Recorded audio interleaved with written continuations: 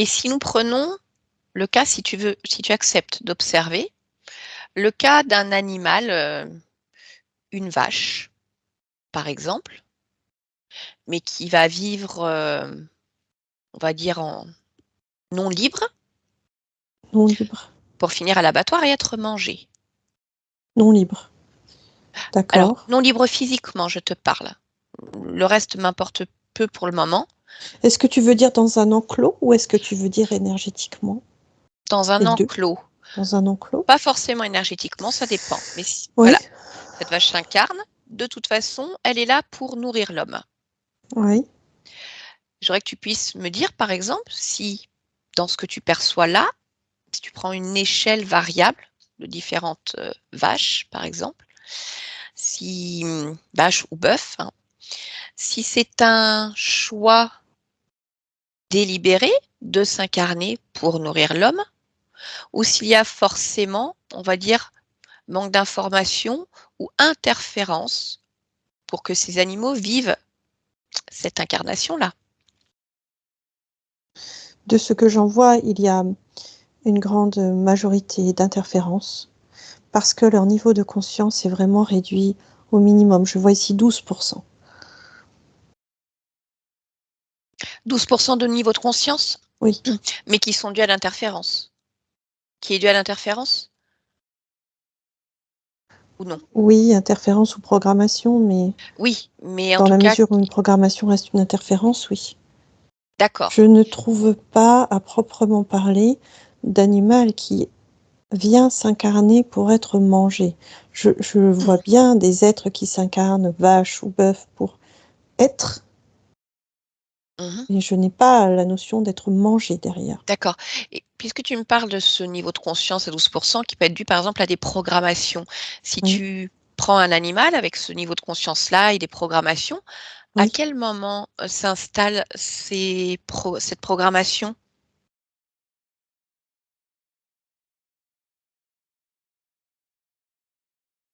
À un niveau subtil. D'accord. À un niveau cellulaire subtil. Mhm. Donc, bien avant l'incarnation? Oui. D'accord. Ok. Alors, une autre question, je suis un peu curieuse, mais tu peux refuser, bien entendu. On parle d'animaux, mais il y a également les végétaux, dont les humains se nourrissent. Si tu prends des végétaux et que tu observes le pourquoi de l'incarnation, sachant qu'ils vont être mangés, quelles informations tu as comparativement aux animaux?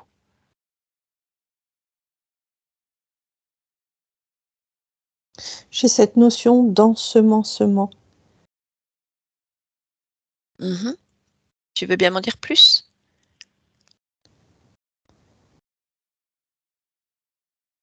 Ils portent en eux, je regarde un différent type de végétaux ou de consistance. Mhm. Ils portent en eux la création perpétuelle.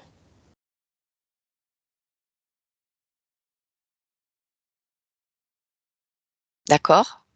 Donc le fait d'être mangé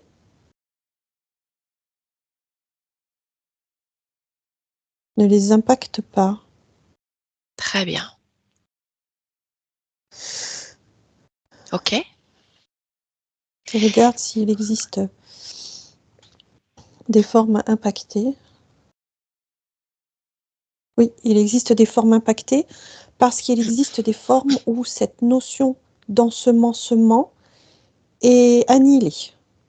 D'accord. Est-ce que tu peux me donner quelques exemples?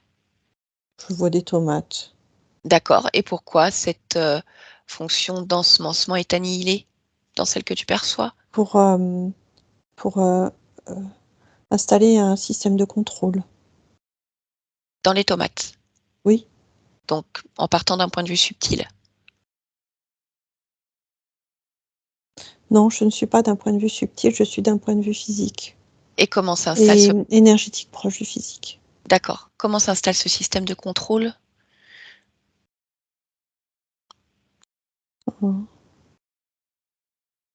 Manipulation Oui. chimique, physique. D'accord. Donc ça veut dire que ça annule en fait le fait que ces tomates ces consciences se soient incarnées en tomates finalement pour ensemencer. Et du coup, elles se transforment en système de contrôle.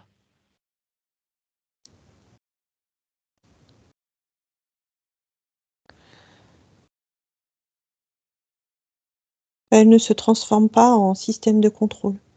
Elles Elles sont contrôlées. elles sont contrôlées et elles contribuent à une neutralisation des D'accord. informations. Ok.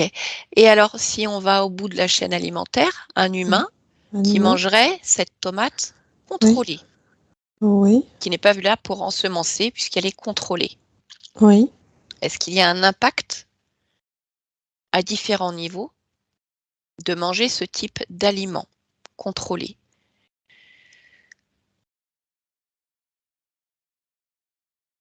oui. Mhm. Lequel?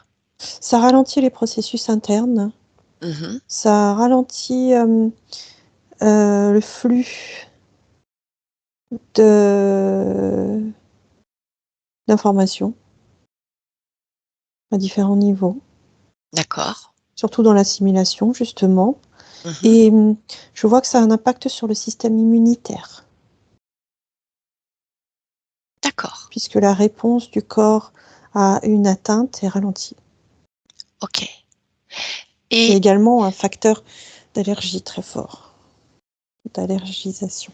d'accord. Et si tu observes d'un point de vue énergétique et non physiologique, Même réponse.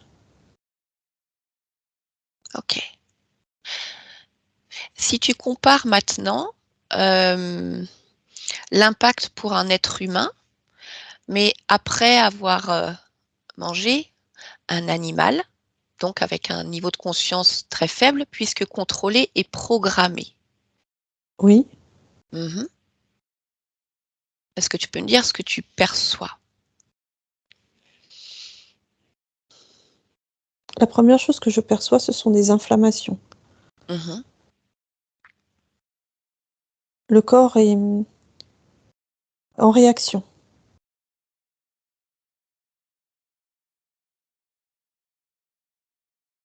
Mhm. Et ça ralentit également sa motricité. D'accord. Et si tu observes d'un point de vue plus subtil, énergétique, Oui. est-ce qu'il y a des conséquences? On va dire de manière générale, puisque chaque corps et chaque conscience est différent. Oui, je ne peux pas te répondre. C'est beaucoup trop au cas par cas.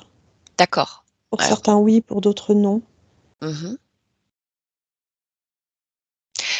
Si tu prends une conscience libre, Oui, un corps physique libre dans ses créations, oui, qui mange un animal contrôlé, programmé, non libre, oui, qui a vécu dans les conditions qu'on connaît pour la plupart. oui. Est-ce que dans ce cas-là, tu vois les mêmes atteintes physiologiques ou énergétiques? Oui. D'accord. Alors, qu'est-ce qui fait que certains corps physiques sont moins atteints que d'autres, puisque là, on parle d'une conscience physique, d'une conscience libre et d'un corps physique libre, qui pourtant est atteint également. Est-ce que tu peux répéter ta question? Hmm. Tu me dis que même une conscience libre et donc un corps physique libre peut être atteint à la fois physiologiquement et énergétiquement en mangeant un animal contrôlé. Oui. D'accord. Qu'est-ce qui fait que certains êtres humains, puisque tu m'as dit que les conséquences n'étaient pas les mêmes, qu'est-ce qui fait que certains sont moins atteints ou pas atteints du tout, d'un point de vue énergétique? Puisque même Le ceux pas qui sont... atteint du tout, je ne le vois pas. D'accord, Moins atteint, ça dépend de sa consistance. Et il y a aussi des parts de génétique. d'accord.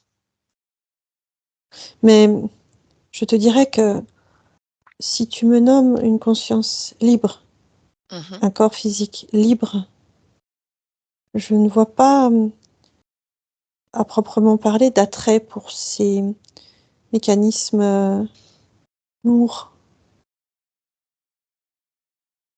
Je ne sais pas si je suis claire, mais Quand tu parles de ça mécanisme ne lourd, fait pas ça veut dire sens. que des consciences libres, potentiellement, peuvent se détacher de ce type d'alimentation? Oui, Oui. c'est ça. D'accord. Et finalement, ces animaux programmés et contrôlés, donc contiennent des informations dans leur corps, Oui, les cellules, l'ADN. oui. Que deviennent ces programmes et ces contrôles une fois ingérés par un corps physique?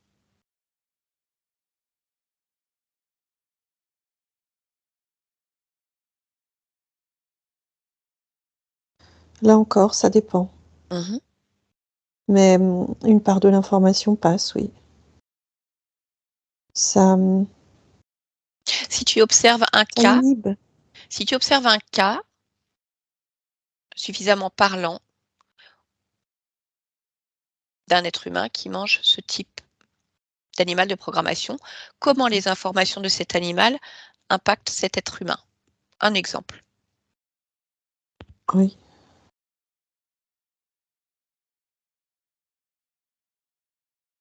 Je vois ces informations se coller sur ces organes. Oui. Et quelles informations, par exemple, se collent dans ce que tu observes en cet instant?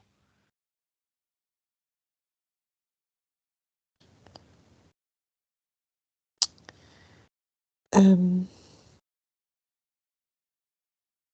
L'appétit, Oui, c'est-à-dire le besoin de consommer toujours plus. Hem, la sédentarité, le besoin de bouger de moins en moins d'accord. et hem et il y a une notion de vraiment de lourdeur et de ralentissement, comme si la personne pesait tout à coup 2 tonnes. OK, très bien. Écoute, je te remercie, voilà, pour ces quelques points de curiosité.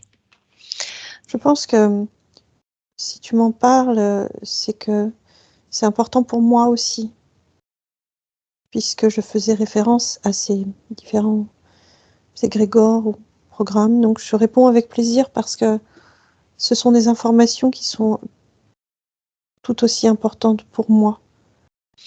Très bien.